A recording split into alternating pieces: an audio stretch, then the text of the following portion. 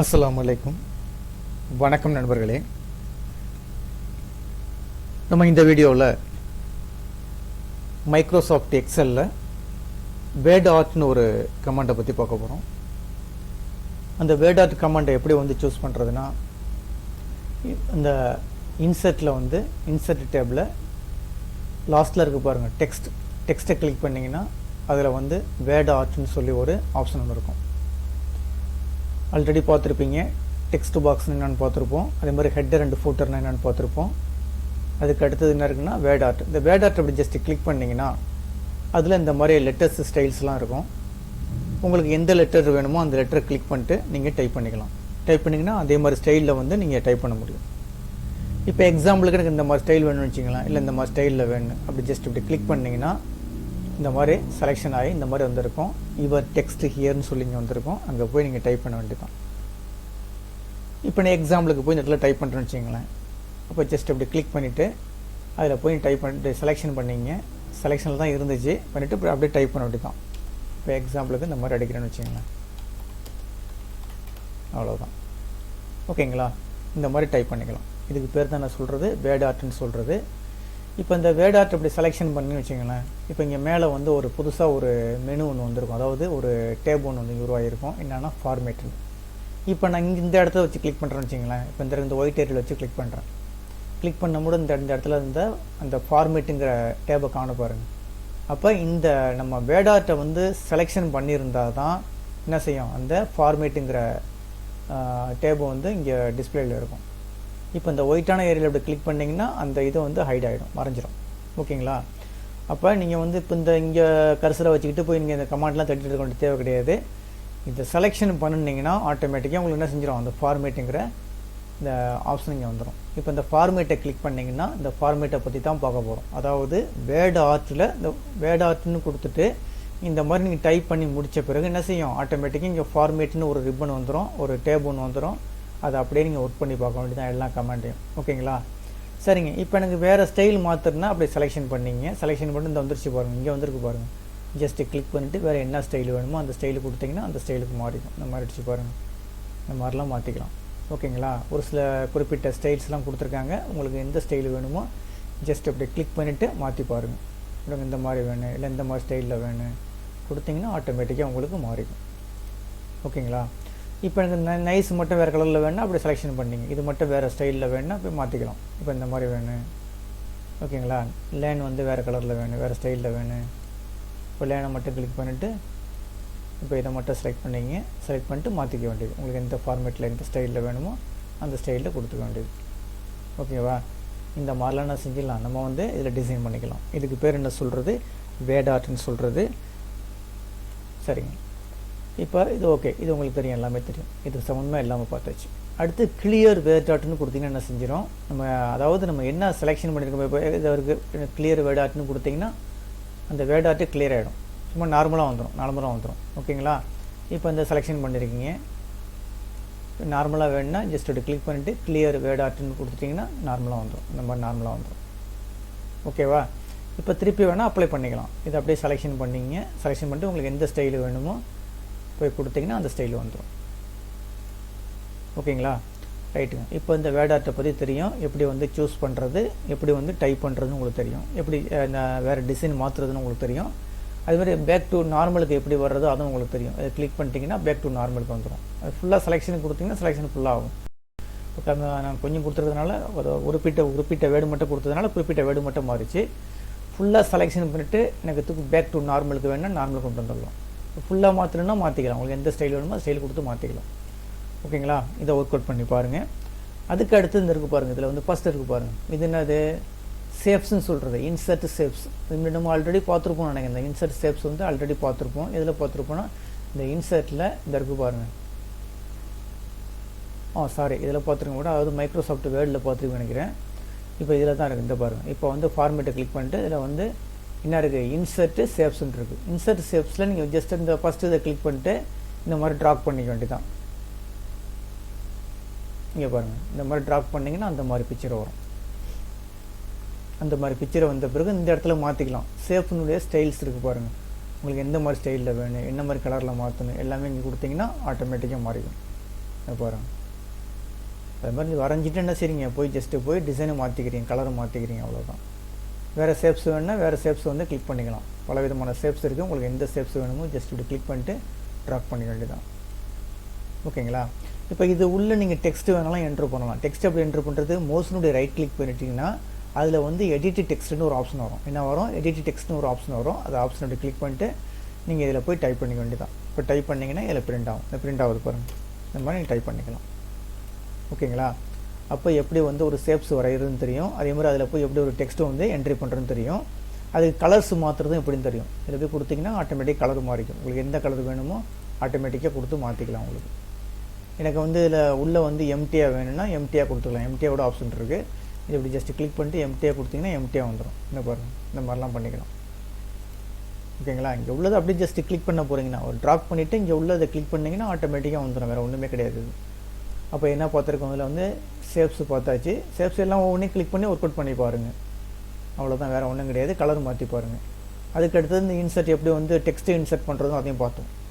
அதுக்கு அடுத்தது என்ன இருக்குன்னா இங்கே இருக்குது பாருங்கள், எடிட் ஷேப்ஸ். இப்போ வந்து பாருங்களேன், இப்போ இந்த ஒரு ஷேப்ஸ் ஒன்று இருக்குது. இந்த ஷேப்ஸை வந்து எனக்கு மாற்றுறதுன்னா மாற்றிக்கலாம். அப்போ எடிட் ஷேப்ஸுக்கு போய் எடிட் ஷேப்ஸில் போய் என்ன கொடுத்துட வேண்டியது, எந்த மாதிரி மாடல் வேணுமோ அதை கொடுத்தீங்கன்னா அந்த வந்து மாடல் மாறிடுச்சு பாருங்கள். இப்போ ஆல்ரெடி ஒரு ஷேப்ஸ் இருந்துச்சு. இப்போ எக்ஸாம்பிளுக்கு இந்த டெக்ஸ்ட் இருக்குன்னு வச்சிங்களேன். இந்த எக்ஸாம்பிளுக்கு இந்த டெக்ஸ்ட் இருக்குது. இப்போ வந்து ஸ்கொயர், அதாவது ரெக்டாங்கிள் வடிவத்தில் இருக்குது.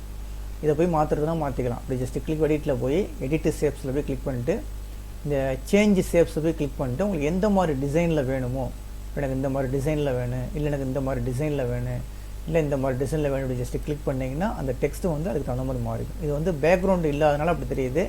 இது வேணால் ஃபஸ்ட்டு பேக்ரவுண்டு கொடுத்து பார்த்துக்குவோம். இப்போ நம்ம பாருங்க, பேக்ரவுண்டு கொடுத்தீங்கன்னா ஆட்டோமேட்டிக்காக வந்துடும். இது ரெண்டையும் எரேஸ் பண்ணிடணும் பாருங்களேன்ப்பா. இப்போ இது ரெண்டையும் எரேஸ் பண்ணிவிட்டேன். இப்போ பாருங்கள், இந்த ஷேப்பில் வந்துச்சு பாருங்களா. இப்படி வேணால் நார்மலாக வச்சிங்க. கண்ட்ரோல் இசட் கொடுத்துருவோம். இது ரெண்டையும் டெலிட் பண்ணுறேன்னு வச்சிங்களேன். இதையும் டெலிட் பண்ணிவிடுங்க. இப்போ இந்த மாதிரி ஸ்டைலில் இருக்குது. இந்த மாதிரி ஸ்டைலில் தான் இருக்குது. இதுக்கு வந்து இப்போ நான் கலர்ஸ் ஃபில் பண்ணுற மாதிரி தான் என்ன செய்யணும், ஃபார்மேட்டில் போய் இதில் உள்ள கலர்ஸ் ஏதாச்சும் ஃபஸ்ட்டு ஃபில் பண்ணிங்க. இப்போ இந்த மாதிரி ஃபில் பண்ணியிருக்கேன். ஓகேங்களா? கலர் ஃபில் பண்ணிட்டேன். ஃபில் பண்ணிவிட்டு இப்போ என்ன செய்ய போகிறேன், ஷேப் மாற்ற போகிறேன். ஷேப் மாற்றுறது எப்படி மாற்றுறதுனா ஜஸ்ட் இப்படி கிளிக் பண்ணிவிட்டுங்க. இது செலெக்ஷன் பண்ணிவிடுங்க. நேராக எடிட் ஷேப்புக்கு போயிடுங்க. போயிட்டு அதில் சேஞ்ச் ஷேப்னு கொடுத்துட்டு உங்களுக்கு எந்த மாதிரி டிசைன் வேணுமோ, இதில் எந்த மாதிரி டிசைன் வேணுமோ அதை போய் ஜஸ்ட்டு கிளிக் பண்ணிங்கன்னா அதுக்கு தகுந்த மாதிரி என்ன செஞ்சிடும், இது வந்து மாறிக்கும். இப்போ எக்ஸாம்பிளுக்கு இந்த மாதிரி விடுன்னு வச்சுங்களேன். எந்த மாதிரி மாடல் வேணுமோ அந்த மாதிரி மாடலில் வச்சுக்கிட்டு இப்படி கிளிக் பண்ணிங்கன்னா ஆட்டோமேட்டிக்காக மாறிக்கும். உங்களுக்கு இப்போ எக்ஸாம்பிளுக்கு இந்த மாதிரி வேணும்னா இந்த மாதிரி ஷேப்ஸ் மாறிடுச்சு பாருங்கள். இந்த மாதிரி மாற்றிக்கலாம். ஓகேங்களா? அதை ஒர்க் அவுட் பண்ணி பாருங்கள். டெக்ஸ்ட் பாக்ஸ்னால் உங்களுக்கு என்னென்னு தெரியும். ஆல்ரெடி ஒரு வீடியோ எடுத்திருக்கோம். டெக்ஸ்ட் பாக்ஸ் அப்படி ஜஸ்ட்டு கிளிக் பண்ணிட்டு இப்படி ட்ராப் பண்ணிங்கன்னா இந்த மாதிரி ஒரு பாக்ஸ் மாதிரி வந்துடும். அதில் போய் என்ன செஞ்சுக்கலாம், ஏற்கனவே சொல்லியிருக்கேன். நம்ம டைப் பண்ணி வச்சுருக்க ஒரு பாராகிராஃப் அப்படியே காப்பி பண்ணி கொண்டு வந்து பாராகிராஃப் அலைன்மெண்ட் பண்ணிக்கலாம். அதே மாதிரி வந்து காலம்லாம் மாற்றிக்கலாம்னு சொல்லியிருக்கேன். அதே தான் அதை அப்படியே ஒர்க் அவுட் பண்ணி பாருங்கள். அதே மாதிரி இப்போ எக்ஸாம்பிளுக்கு வந்து எனக்கு ஒரு இந்த ஃபார்மேட்டில் போய் எனக்கு ஒரு ஷேப்ஸ் வேணுனாலும் சொல்லியிருக்கேன். ஷேப்ஸ் இப்படி கிளிக் பண்ணிட்டு ஒரு ஷேப்ஸ் ஒன்று போகிறீங்கன்னு வச்சுக்கலாம். அந்த ஷேப்ஸ் ஒன்று வரைஞ்சிருக்கேன். வரைஞ்சிட்டு இது உள்ள டெக்ஸ்ட் வேணாலும் என்ட்ரி பண்ணலாம் சொல்லியிருக்கேன். ரைட் கிளிக் பண்ணிவிட்டு நீங்கள் எடிட் டெக்ஸ்ட் கொடுத்து என்ட்ரி பண்ணிங்க. எடிட் டெக்ஸ்ட் கொடுத்துட்டு என்ட்ரி பண்ணிக்க வேண்டியது தான். அதான் உங்களுக்கு தெரியும். அப்போ இதில் என்ன தெரியும், அது அதாவது இந்த இன்சர்ட் ஷேப்ஸ் உங்களுக்கு தெரியும், எடிட் ஷேப் என்னென்னு தெரியும், டெக்ஸ்ட் பாக்ஸ் தெரியும், அதே மாதிரி இந்த டிசைன் எல்லாமே தெரியும் உங்களுக்கு. இப்போ அதே மாதிரி இந்த ஐட்டம் WordArt ஸ்டைல்ஸ் எல்லாமே தெரியும், எழுத்துடைய ஸ்டைல் மாற்றுறது. அதுக்கடுத்து இங்கே என்ன இருக்குது பாருங்கள், ஷேப் ஃபில் பண்ணுறது. அதாவது ஒரு ஷேப் இருக்குது, அதுக்கு வந்து கலர் ஃபில் பண்ணுறது. இப்போ எக்ஸாம்பிளுக்கு பார்த்துங்களேன். இப்போ இந்த இருக்குல்ல, இப்போ இது என்ன கலரில் இருக்குது, ப்ளூ கலரில் இருக்குது. இப்போ பேக்ரவுண்டு இப்போ வேறு கலர் வேணால் மாற்றிக்கலாம். ஷேப்ஸ் ஃபில்லில் போய் உங்களுக்கு எந்த கலர் வேணுமோ, எனக்கு ரெட் கலர் வேணும்னா ரெட் கலர் கொடுத்தீங்கன்னா ரெட் கலரில் வந்துடும். அந்த மாதிரி பண்ணுறது தான் இருக்குது. இந்த இருக்குது பாருங்கள், இதில் உள்ள கலர்லாம் கொடுத்து ஃபில் பண்ணிக்கலாம். நோ ஃபில்னு கொடுத்தீங்கன்னா பிளாக்காக வந்துடும். சாரி, நோ ஃபில்னு கொடுத்தீங்கன்னா ஒயிட் கலரில் வந்துடும். அடுத்தது வந்து ஷேப் ஃபில்லில் வந்து உங்களுக்கு மோர் ஃபில் கலர்னு இருக்குது. இதை அப்படி ஜஸ்ட் கிளிக் பண்ணிட்டீங்கன்னா பலவிதமான கலர்ஸ் இங்கே வரும். உங்களுக்கு அங்கே இல்லாத கலர்ஸ்லாம் இங்கே இருக்கும். வேணுங்கிற கலர்ஸ் ஜஸ்ட் இப்படி கிளிக் பண்ணிவிட்டு ஓகே கொடுத்தீங்கன்னா அந்த கலரை நீங்கள் என்ன செஞ்சுக்கலாம், அந்த இடத்துல அப்ளை பண்ணிக்கலாம். ஷேப் ஃபில்லில் போய் அடுத்தது வந்து என்னது, மோர் கலர்ஸ் பார்த்தாச்சு. அடுத்து பிக்சர், அதாவது உங்கள் கம்ப்யூட்டரில் ஏதாச்சும் ஒரு பிக்சர் ஒன்று வச்சுருக்கீங்க. அந்த பிக்சரை வந்து எனக்கு பேக்ரவுண்டாக அந்த ஷேப்ஸுக்கு வந்து பேக்ரவுண்டாக வரணுன்னா கொண்டு வந்துடலாம். பிக்சரை கிளிக் பண்ணிங்கன்னா உடனே ஃப்ரம் ஃபைல்னு கேட்குது, இல்லை ஆன்லைன்னு கேட்குது. நான் வந்து என்ன செய்தேன், ஃப்ரம் ஃபைல்னு கொடுக்குறேன்னு வச்சுங்களேன். ஒரு ஃபைல்லேருந்து ஒரு பிக்சரை கொண்டு வந்து அந்த பேக்ரவுண்டில் வைக்க போகிறோன்னு வச்சுங்களேன். இப்போ டவுன்லோட்ஸில் போய் பாருங்கள். டவுன்லோட்ஸில் சில பிக்சர்லாம் சரியில்லாத பிக்சராக இருக்கும், பார்த்துக்குவோம். இப்போ எக்ஸாம்பிளுக்கு இந்த பிக்சர்னு வச்சுங்களேன், ஏதோ ஒரு பிக்சர். இப்போ இந்த கம்ப்யூட்டர் பிக்சர்னு வச்சுக்கலாம், கொடுத்துட்டு இன்சர்ட் கொடுத்திங்கன்னா அந்த பாக்ஸுக்குள்ளே அந்த பிக்சர் வந்துடும்.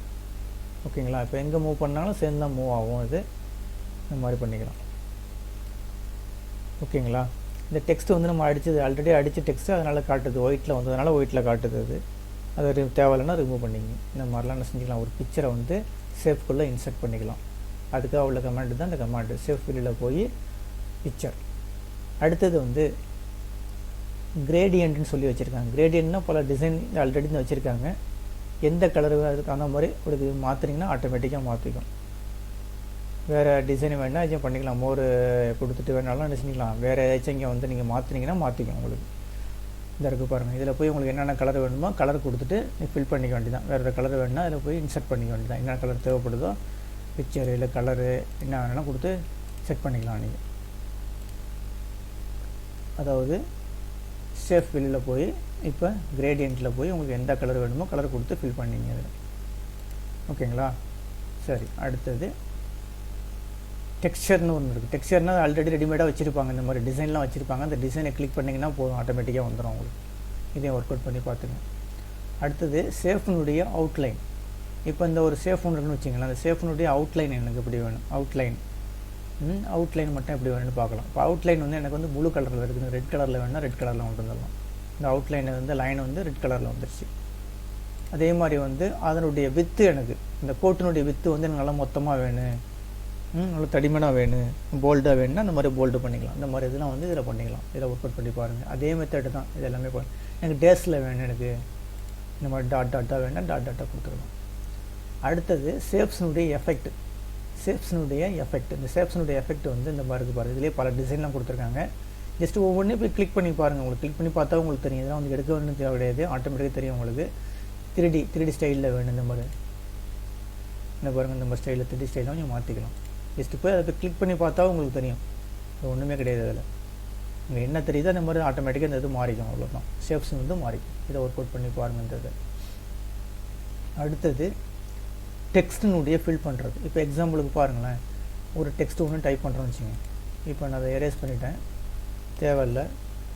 இதையும் எரேஸ் பண்ணுறேன்னு வச்சிங்களேன். இப்போ புதுசாக ஒன்று டைப் பண்ண போகணுன்னு வச்சுங்க. அப்போ இன்சர்ட்டில் போய் என்ன செய்வீங்க, டெக்ஸ்ட்டில் வேர்டார்ட்டுக்கு போயிடுவீங்க. வேர்டார்ட்டில் போய் உங்களுக்கு எந்த மாடல் வேணுமோ அந்த மாடலை அப்படியே கிளிக் பண்ணிங்கன்னா இந்த மாதிரி பாக்ஸ் வந்துடும். இதில் போய் எக்ஸாம்பிளுக்கு இந்த மாதிரி அடிக்கணும்னு வச்சிங்களேன். இந்த மாதிரி கொடுத்துட்டு இதனுடைய கலர்ஸ்லாம், அதாவது இதில் வந்து ஃபில் கலர்லாம் மாற்றிக்கலாம். அந்த ஃபில் கலர்லாம் இருக்குல்ல, அதெல்லாம் மாற்றுறதுன்றது டெக்ஸ்ட் ஃபில்லுங்கிறது. டெக்ஸ்ட் கலர் ஃபில் வந்து எனக்கு பிளாக் கலரில் இருக்குது, எனக்கு ரெட் கலரில் வேணால் ரெட் கலரில் மாற்றிக்கலாம். ரெட் கலரில் மாறுது பாருங்கள், இந்த மாதிரிலாம் பண்ணிக்கலாம். அதுக்காக உள்ளது தான் அது கலர்ஸ் மாற்றுறது. டெக்ஸ்ட்டு வந்து கலர்ஸ்லாம் வந்து இது கொடுத்து எல்லாமே ஃபில் பண்ணி பார்த்துங்க. எனக்கு இந்த மாதிரி டிசைனில் வந்து பாருங்கள், இந்த மீன் மாதிரிலாம் இருந்துச்சுன்னா அந்த மாதிரி ஸ்டைல்லாம் வேணும் இருக்கலாம். ஃபிஷ் மாதிரி ஸ்டைலெலாம் வேணால் கொடுத்து இது பண்ணிக்கலாம். ஜஸ்ட்டு கிளிக் பண்ணி பார்த்துங்க. அதில் உள்ள டிசைனை போய் பார்த்துக்க வேண்டியது. டெக்ஸ்ட் ஃபில் இவ்வளோ எல்லா கமாண்டையும் ஒர்க் அவுட் பண்ணி பாருங்கள். அதுக்கு அடுத்தது என்ன இருக்குன்னா, டெக்ஸ்டினுடைய அவுட்லைன் அதே மாதிரி தான். அவுட்லைனுக்கு எப்படி என்ன கலரில் வேணும், எப்படி டேஷாக வேணுமா, இல்லை அவுட்லைன் வந்து லைன் வந்து மொத்தமாக வேணுமா, இல்லை கலர் மாறணுமா, அந்த இதெல்லாம் ஃபுல்லாகவே இருக்குது. அதில் ஒர்க் அவுட் பண்ணி பாருங்கள். அதுக்கு அடுத்தது டெக்ஸ்டினுடைய எஃபெக்ட். 3D எஃபெக்டில் வேணுமா, இல்லை க்ளோவில் வேணுமா, இல்லை ரிஃப்ளெக்ஷனில் வேணுமா, அந்த மாதிரி 3D வேணும்னா 3D ஸ்டைலில் எனக்கு வேணும். 3D ஸ்டைலில் இந்த மாதிரி வேணும், இந்த மாதிரி வேணும்னா இந்த மாதிரி ஜஸ்ட்டு கிளிக் பண்ணிங்கன்னா ஆட்டோமேட்டிக்காக மாறிக்கும். 3Dயில் போய் இந்த மாதிரி ஸ்டைலில் வேணால் மாற்றிக்கலாம். அடுத்தது எனக்கு சர்க்கிளில் வேணுமா, டெக்ஸ்ட் வந்து சர்க்கிளில் வேணும், இல்லை ஏபிசிடி இந்த மாதிரி ஸ்டைலில் வேணும், இந்த மாதிரி ஸ்டைலில் வேணும், இல்லை எனக்கு சர்க்கிளில் வேணும், இந்த சர்க்கிளில் வேணும். நீங்கள் எழுத்து கொஞ்சம் பெருசாக அடிச்சிருக்கணும், அதாவது வந்து எழுத்து கொஞ்சம் அதிகமாக அடிச்சிருக்கணும். இப்போ எக்ஸாம்பிளுக்கு பார்த்துக்கணும். இப்போ இன்சர்ட்டில் போய் டெக்ஸ்ட்டு கொஞ்சம் அதிகமாக அடிச்சிங்கன்னா கரெக்டாக வரும் உங்களுக்கு.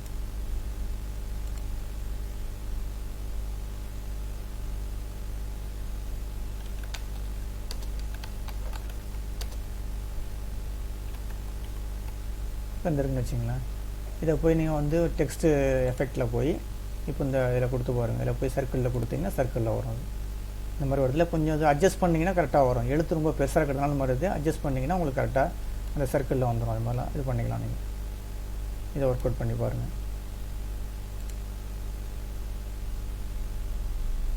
இல்லை இந்த மாதிரி ஸ்டைலில் வேணும் எனக்கு. ஒவ்வொரு ஸ்டைலும் இருக்குது. ஜஸ்ட்டு கிளிக் பண்ணி பாருங்கள். கிளிக் பண்ணி பார்த்தாவே உங்களுக்கு தெரியும் ஆட்டோமேட்டிக்காக. ஓகேங்களா? இந்த மாதிரிலாம் என்ன செஞ்சுக்கலாம், ஒவ்வொரு டெக்ஸ்டினுடைய எஃபெக்டை வந்து மாற்றிக்கலாம். உங்களுக்கு இது செலெக்ஷன் பண்ணால் தான் அந்த கமெண்ட் எடுக்கும். ஜஸ்ட் செலெக்ஷன் பண்ணிவிட்டு இந்த ஃபார்மேட்டில் போய் மாற்றுங்க டெக்ஸ்ட் எஃபெக்ட். ஓகேங்களா? இதெல்லாம் ஃபுல்லாக ஒர்க் அவுட் பண்ணி பாருங்கள். இதில் ஃபஸ்ட்டு நம்ம என்ன பார்த்துருக்கோம், இது இன்சர்ட் ஷேப்ஸ் பார்த்தாச்சு, எடிட் ஷேப் பார்த்தாச்சு, டெக்ஸ்ட் பாக்ஸ் பார்த்தாச்சு, ஷேப்னுடைய ஸ்டைல்ஸ் பார்த்தாச்சு. அதே மாதிரி இந்த ஷேப்னுடைய ஃபில் பண்ணுறது, அவுட்லைனு, எஃபெக்ட் எல்லாம் பார்த்தாச்சு. டெக்ஸ்டினுடைய ஸ்டைல் எல்லாம் பண்ணி பார்த்தாச்சு. டெக்ஸ்ட் சம்மந்தமாக உள்ளது, டெக்ஸ்டினுடைய கலர் மாற்றுறது, அவுட்லைன் மாற்றுறது, டெக்ஸ்டினுடைய எஃபெக்ட் மாற்றுறது எல்லாமே இங்கே இருக்குது.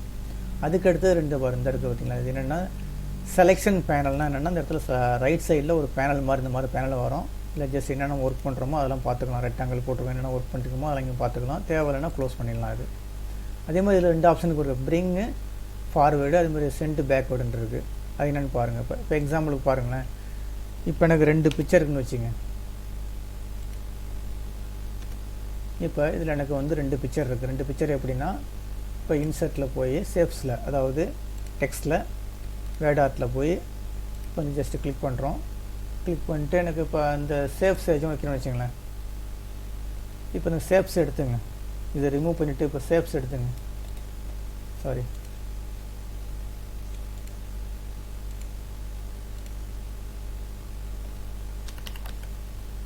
இப்போ எனக்கு